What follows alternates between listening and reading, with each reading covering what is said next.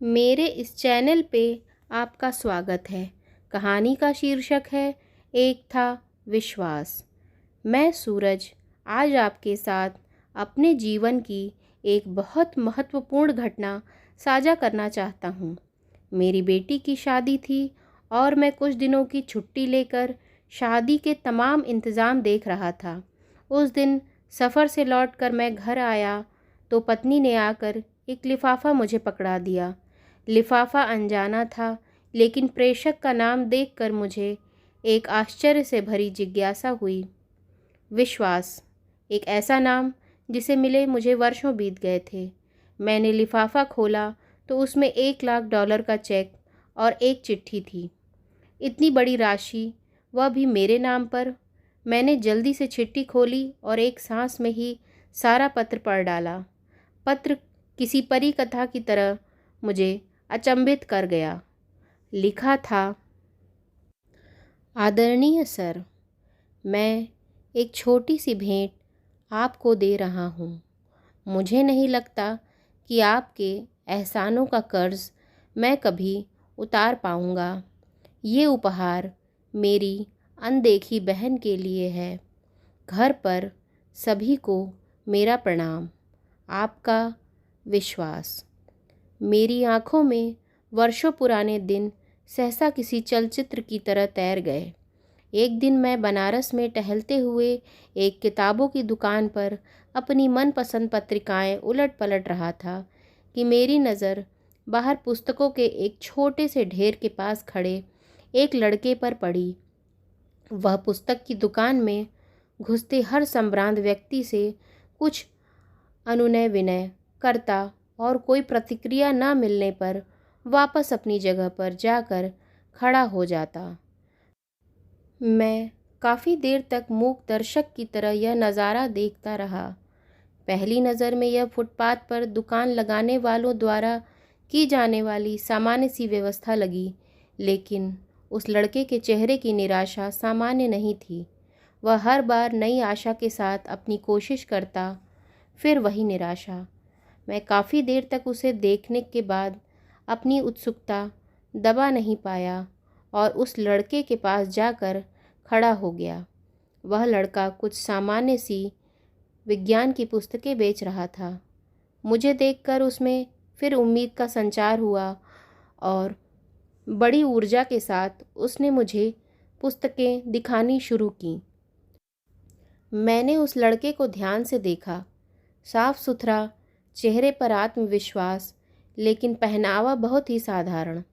ठंड का मौसम था और वह केवल एक हल्का सा स्वेटर पहने हुआ था।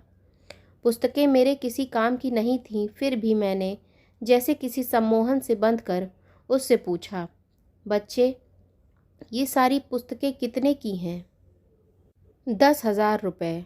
वह लड़का कुछ कटवाहट में बोला। इन पुस्तकों का कोई 500 भी दे दे तो बहुत है। मैं उसे दुखी नहीं करना चाहता था, फिर भी अनायास मुंह से निकल गया। अब उस लड़के का चेहरा देखने लायक था, जैसे ढेर सारी निराशा किसी ने उसके चेहरे पर उड़ेल दी हो। मुझे अब अपने कहे पर पछतावा हुआ। मैंने अपना एक हाथ उसके कंधे पर रखा और उससे सांत्वना भरे शब्दों में पूछा, देखो बेटे, मुझे तुम पुस्तक बेचने वाले तो नहीं लगते। क्या बात है, साफ साफ बताओ कि क्या ज़रूरत है। वह लड़का तब जैसे फूट पड़ा। शायद काफ़ी समय निराशा का उतार चढ़ाव अब उसके बर्दाश्त के बाहर था। सर, मैं 10+2 कर चुका हूँ। मेरे पिता एक छोटे से रेस्टोरेंट में काम करते हैं। मेरा मेडिकल में चयन हो चुका है। अब उसमें प्रवेश के लिए मुझे पैसे की ज़रूरत है। कुछ तो मेरे पिताजी देने के लिए तैयार हैं, कुछ का इंतज़ाम वह अभी नहीं कर सकते।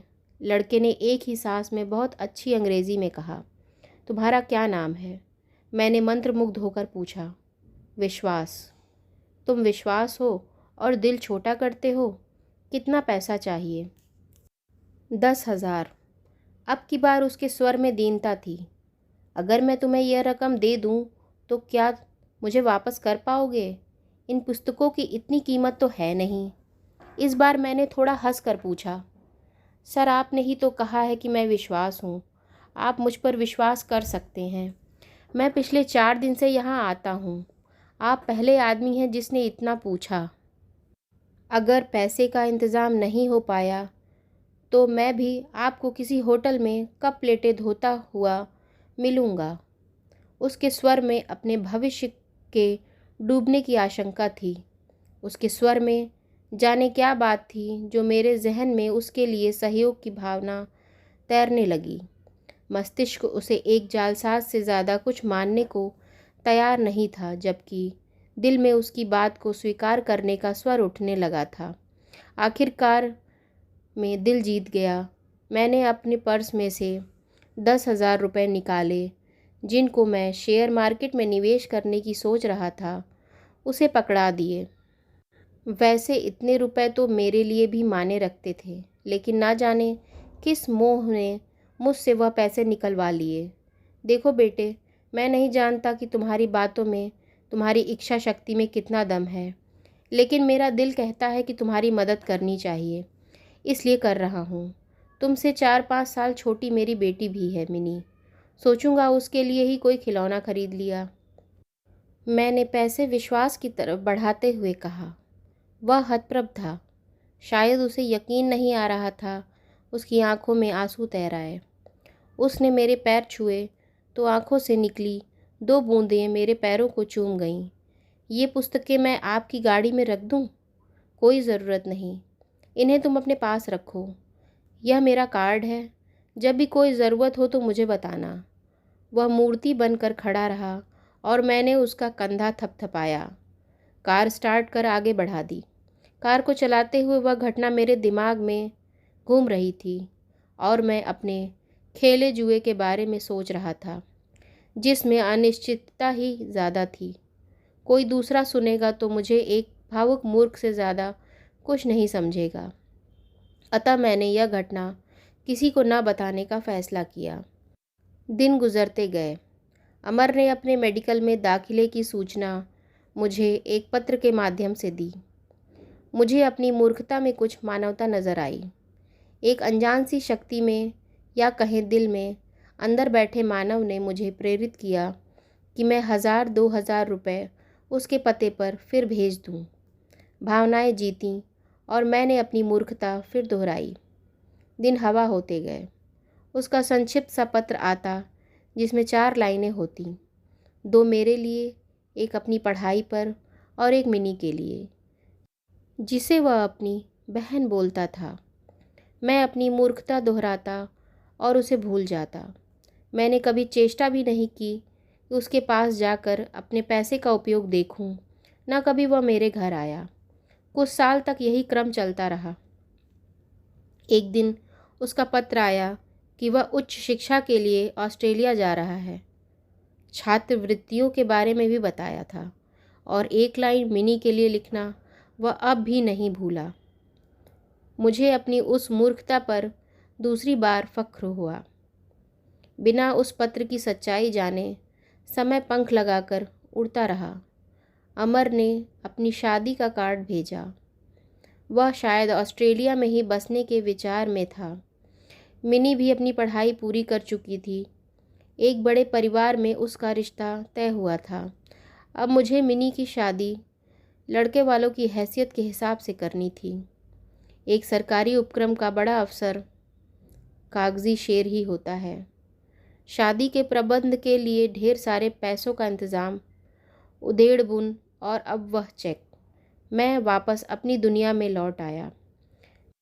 मैंने विश्वास को एक बार फिर याद किया और मिनी की शादी का एक कार्ड विश्वास को भी भेज दिया।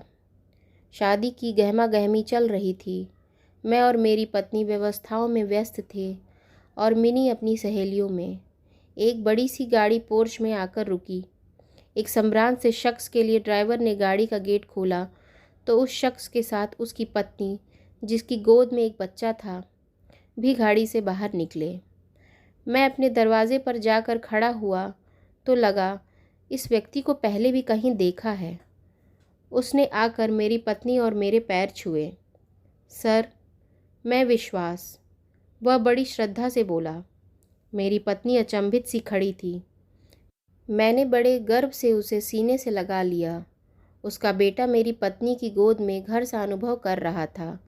मिनी अब भी संशय में थी। विश्वास अपने साथ ढेर सारे उपहार लेकर आया था। मिनी को उसने बड़ी आत्मीयता से गले लगाया। मिनी भाई पाकर बड़ी खुश थी। विश्वास शादी में एक बड़े भाई की रस्म हर तरह से निभाने में लगा रहा। उसने न तो कोई बड़ी जिम्मेदारी मुझ पर डाली और न ही मेरे चाहते हुए मुझे एक भी पैसा खर्च करने दिया। उसके भारत प्रवास के दिन जैसे पंख लगाकर उड़ गए। इस बार विश्वास जब ऑस्ट्रेलिया वापस लौटा तो हवाई अड्डे पर उसको विदा करते हुए न केवल मेरी बल्कि मेरी पत्नी मिनी सभी की आंखें नम थीं। हवाई जहाज़ ऊंचा और ऊंचा आकाश को छूने चल दिया और उसी के साथ साथ मेरा विश्वास भी आसमान छू रहा था। मैं अपनी मूर्खता पर एक बार फिर गर्वित था और सोच रहा था कि इस नश्वर संसार को चलाने वाला कोई भगवान नहीं, हमारा विश्वास ही है। तो कैसी लगी आपको मेरी ये कहानी, कमेंट बॉक्स में ज़रूर बताइएगा। अगर आपको मेरी ये कहानी पसंद आई हो तो मेरी इस कहानी को लाइक करें और मेरे चैनल को सब्सक्राइब करें। ऐसी ही और कहानियों के लिए बेल आइकन पे क्लिक करें। कहानी को शेयर करें। धन्यवाद।